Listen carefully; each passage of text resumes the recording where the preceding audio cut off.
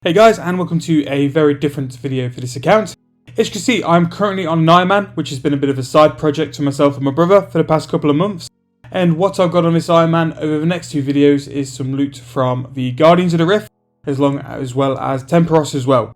So for both skills, runecrafting and fishing, we decided to train at the skilling bosses, because we thought it'd be a nice change to the normal grind, and it would give us some resources for us to move and progress the account in a slightly different way compared to the norm. In terms of both skilling bosses, the Guardians of the Rift was a very good update.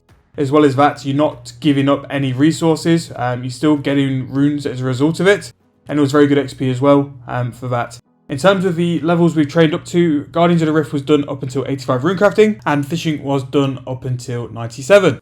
97 would allow us to do some other fish to finish 99 as well. And the runecrafting was just until we could have a bit of a break. So for this video, we're going to be looting roughly about 750 abyssal rewards, which isn't the biggest, and if this video does well, and if you guys like and comment, I'll make sure we do the 99 grind as well on this account, just to see if we've got a chance at the pet and what other loot we can get up until 99.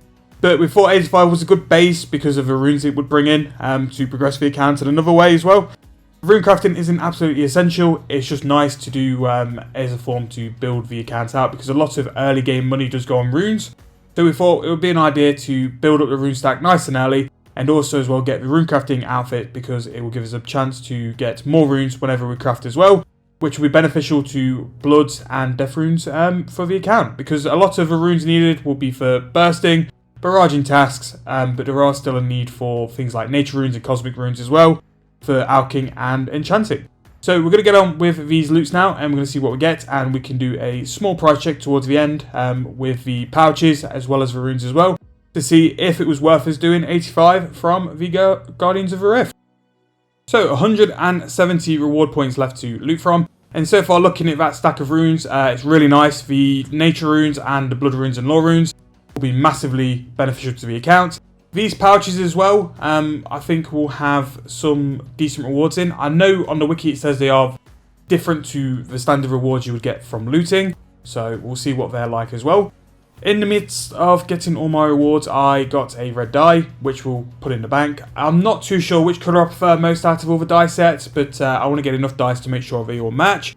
There's nothing worse than seeing someone with a set, especially graceful, you know who you are, who have different colours all through the set, because it's very tragic looking. But yeah, so we've only got a couple more left to loot, so I'll get through them now. Anything major, I'll come back and we'll go through the end loot. So nothing too major, so we've got 15 left to loot. We've got just under 1.7k Abyssal Pearls as well, which I forgot to mention is nice. The Abyssal Pearls, you can purchase stuff from the shop, which has got a decent reward set, to be fair. Normally, things you get in the shop, you'd have to get for loot, or you have to do the boss even more. But it's nice that there's a way to use the currency to buy some rewards, as opposed to Wintertodt where you're having to grind out the Pyromancer set. But that's not too bad as well. So that's pretty much the end of it. In terms of loot, if I do a quick price check now, it's just under 4 mil, which is less than you'd make from just doing normal runecrafting to 85. And I think Temperos is also the same as this. But I think the minigames offer so much more than just rewards. It's decent XP. It's not.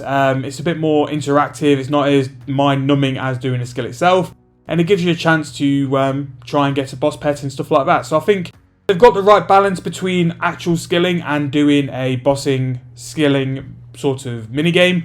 It's the right sort of balance in my opinion as well. So that's my collection log. Nothing too major there. We already had the runecrafting outfit from before when we started the grind. Now, I've got some pouches to go through as well, and like I said, these are very different, and they're a bit more tiered up than the normal boss loots. So just spam these as well. We get the shield left half. Decent amounts of cosmics there as well. In terms of the other runes from the loot, cosmics were a lot lower than the rest, so it's nice that the pouches give a decent amount there. There's another 500k, which is not too bad at all. And for the next set of 10, let's see what we get loot-wise. Again, nice cosmics, another left half of the shield, some lamps, which I think are only for a K, but we'll bang it on Herblore anyway, and decent amount of runes to be fair, just under 600 nats and 400 cosmics, can't moan at all. So the XP from the lamp is pretty much the same as a genie, but yeah, it's not too bad. So Guardians of the Rift was actually a decent experience. It wasn't as toxic as Wintertodt, and it wasn't as mind-numbing as some other bosses as well, so it wasn't too bad at all. We get the lost bag as well, which is something linked to collection log, but I don't know. But in terms of loot, it was pretty worthwhile, to be fair. It set this account up with plenty of runes it needs for the future, and it wasn't as intensive as having to do things like ZMI or running other altars as well. It was a nice change, and if you are looking to train runecrafting but you don't fancy doing the normal runecrafting route or things like ZMI, please give Guardians of the Rift a chance, because it is very, very worthwhile. And especially that outfit long term will be massive for your account as well, if you wanted to go for it as well. So like I said at the beginning of the video, a Tempest loot video is also going to come to this channel, and those are the 2 videos linked to this Ironman. Now if you want to see more from the Ironman in terms of more loot videos and more skilling grinds, please leave a like and comment in the video what you'd like to see as well. I'm more than happy to bring it out if people would want to see it. But in the meantime as well, the final episode of the Road to Max on the main account on 07 is coming out very, very soon. So if you're looking forward to that, please subscribe, because I'm going to make sure it's a banger of a video, and hopefully it'll be my best video I release. So hope you guys are looking forward to it, and I'll see you guys in the next video.